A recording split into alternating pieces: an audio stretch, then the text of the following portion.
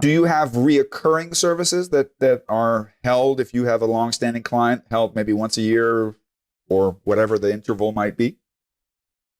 Recurring services, can you clarify that? For example, I'll give you a different example. I once worked for the large American, actually Canadian international company that had, for example, it's a different ball of yarn, but it had every 2 years they would have employees survey their management.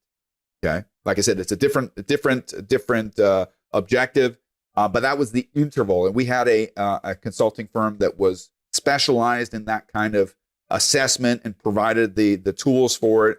And the interval was every 2 years. So that was kind of the guiding process. It was kind of part of our culture. It's something we expected. People were familiar with it, right? So there was a relationship also to the company, to the models that you use. Is that something you guys do as well?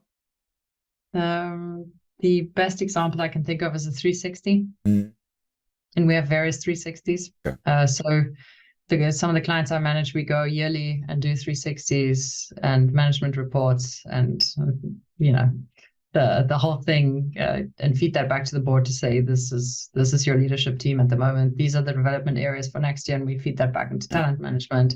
And then they can design their next interventions better. So that is the 360. That there are a lot of tools. Yeah. Outside of PAPI that you guys offer as well.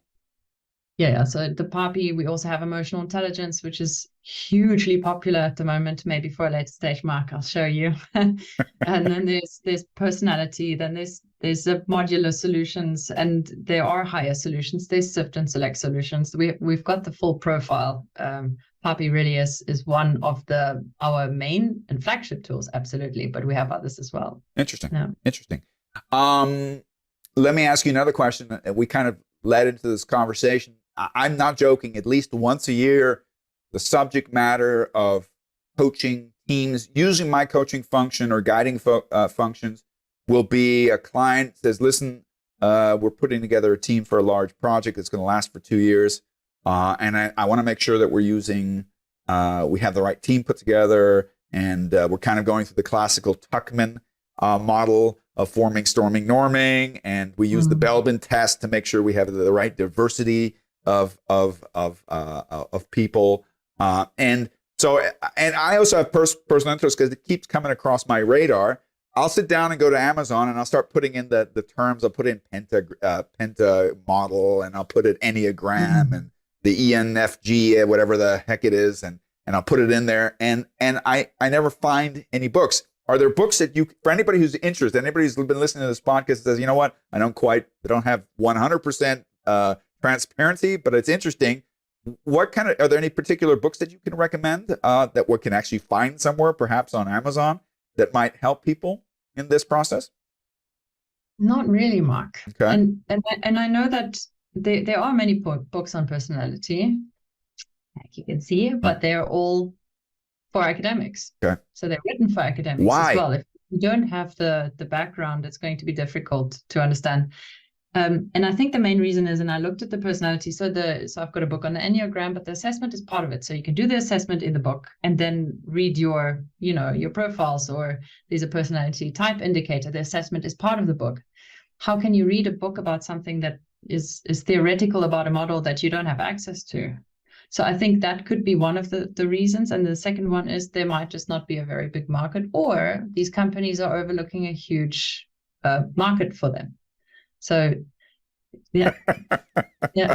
I see there's an uptake on podcasts and on, a lot of psychologists are now starting to talk about things. So I think that is the next thing. And we are going and moving even further away from books. So I don't think yes, some people are still moving away from books, but I think those that are in the know still understand the value of books. I think that, and that was a question I was going to ask you as well. I think that AI can, and podcasts and other things can help you abbreviate, but the real in-depth thing is you still get through a book. And this is kind of the nature of what the Cowboy is trying to do. I think everybody's interested in lofty and attractive ideas, but at the end of the day, they're not worth anything unless I can make them happen. If I say, you know what, I envision it would be really great to ride in a cowboy saddle on a big horse across the meadow, and that looks great, and I'm sure it feels great, but I don't know how to put on a saddle, and I don't know the basics of riding. I'm not going to be able to implement what I'm desiring. So I think there is in all. I'm going to take one step back. I have you've seen at least part of my library when we were online last time. One thing I love about books is they're a great way to kind of pick up ideas and spend a little bit more time digesting them. But one of the things that I would lament about a lot of literature is a lot of books tell you what you need. And I don't think that the broad population of business practitioners need other people to tell them what to do. We hear it every day, what we need. How to do it, as stupid as this might sound. Give me a roadmap. It's not going to match my context 100%, but that's kind of what I was asking you. If I were to reach out to you as a professional or your company, what would the process look like? Because I think as long as we've got this kind of ambiguous kind of, I kind of feel that it might be good, but I don't know what it's going to be like. If I can't paint it out, if I can't give you a step-by-step process of this is step number 1, this is step number 2, even if those steps have to be adapted as we go, that gives you safety, that gives you security. In fact, I'm quoting one of the things you said last week in our seminar where we all got certified according to PAPI. You said that I forget what context it was, but you said that one of the things that this does, it creates a sense of reliability and trust in the model if it's transparent and understandable. Okay. Yes. So that's kind of what I'm hoping we'll achieve, at least to a certain extent, with this pod.